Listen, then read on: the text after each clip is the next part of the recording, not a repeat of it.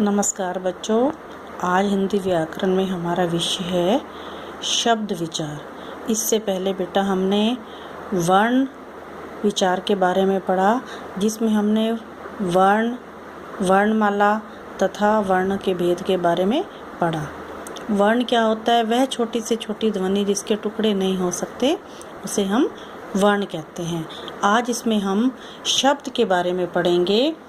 शब्द भाषा की सबसे छोटी सार्थक ध्वनि है। सार्थक जिसका कोई अर्थ होता है। शब्दों की रचना ध्वनि और अर्थ के जुड़ने से होती है। तो शब्द एक या अधिक वर्णों से बनी स्वतंत्र व सार्थक ध्वनि को शब्द कहते हैं। या हम इसे कह सकते हैं कि दो या दो से अधिक वर्णों के सार्थक समूह को शब्द कहते हैं। या वर्णों का ऐसा समूह जिसका निश्चित अर्थ होता है वह शब्द कहलाता है। जैसे लड़का, आ, तुम, धीरे, परंतु आदि। अब हम शब्द के भेद के बारे में जानेंगे। शब्दों के भेद इस आधार पर होते हैं, उत्पत्ति के आधार पर। नंबर 1 उत्पत्ति के आधार पर, नंबर 2 रचना के आधार पर, नंबर 3 अर्थ के आधार पर और नंबर 4 व्याकरणिक प्रकार्य या प्रयोग के आधार पर। तो सबसे पहले हम पढ़ेंगे स्रोत अथवा उत्पत्ति के आधार पर। स्रोत अथवा उत्पत्ति के आधार पर शब्द के 5 भेद होते हैं। नंबर 1 तत्सम शब्द। तत्सम वह अर्थात संस्कृत और सम बराबर अर्थात संस्कृत के समान वे शब्द जो बिना किसी परिवर्तन के ज्यों के त्यों संस्कृत भाषा से हिंदी में प्रयुक्त होते हैं। कि वे शब्द संस्कृत के वे शब्द जो बिना किसी परिवर्तन के हिंदी में प्रयोग किए जाते हैं उन्हें हम तत्सम शब्द कहते हैं। जैसे पुष्प, ग्रह, अग्नि, मयूर, घृत आदि। उसके बाद है तद्भव शब्द।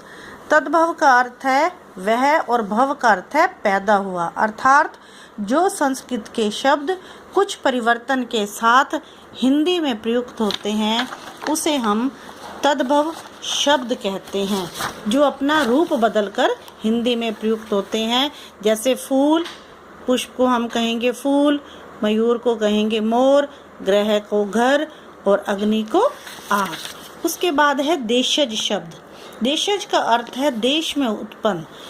कि जो शब्द अपने देश की बोलियों तथा उपभाषाओं से हिंदी भाषा में प्रयोग किए जाते हैं। या जो ग्रामीण भाषा के जो शब्द अपनी भाषा हिंदी भाषा में प्रयोग होते हैं वे देशज शब्द कहलाते हैं। जैसे झाड़ू, झंझट, लोटा, पगड़ी, झोला, टांग, खिड़की, थप्पड़ और भोंपू इत्यादि।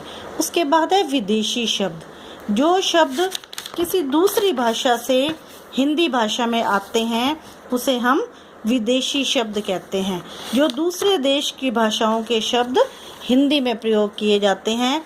जैसे अंग्रेजी भाषा के शब्द हैं डॉक्टर, जज, क्रिकेट, स्कूल, पेन। अरबी भाषा के हैं किताब, बाजार, औरत, गिरफ्तार।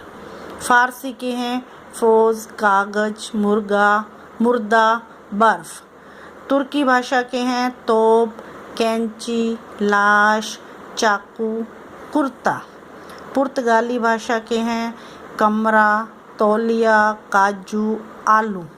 फ्रांसीसी भाषा के हैं कार्टून, बिगुल, कूपन, पुलिस।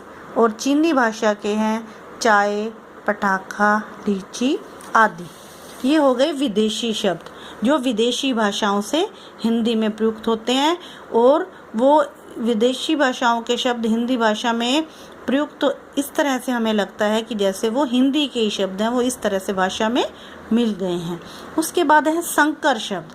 संकर शब्द वे होते हैं जो दो भिन्न भाषाओं के मेल से जो शब्द होते हैं वो संकर शब्द कहलाते हैं। जैसे अंग्रेजी, मान लो ये टिकट घर शब्द है तो अंग्रेजी और हिंदी, टिकट अंग्रेजी का शब्द है और घर हिंदी भाषा का है। अब फिजूल खर्च, इसमें से एक अरबी का है, एक फ़ारसी का है। फ़ारसी और अंग्रेजी के शब्द बीमा और पॉलिसी, जैसे बीमा फ़ारसी का है और पॉलिसी अंग्रेजी का है। इसी तरह से पार्टी बाजी, जेल खाना, सिनेमा घर, ऐसे बहुत से शब्द हैं जो दो या दो से अधिक भाषाओं के से मिलकर नया शब्द बनता है।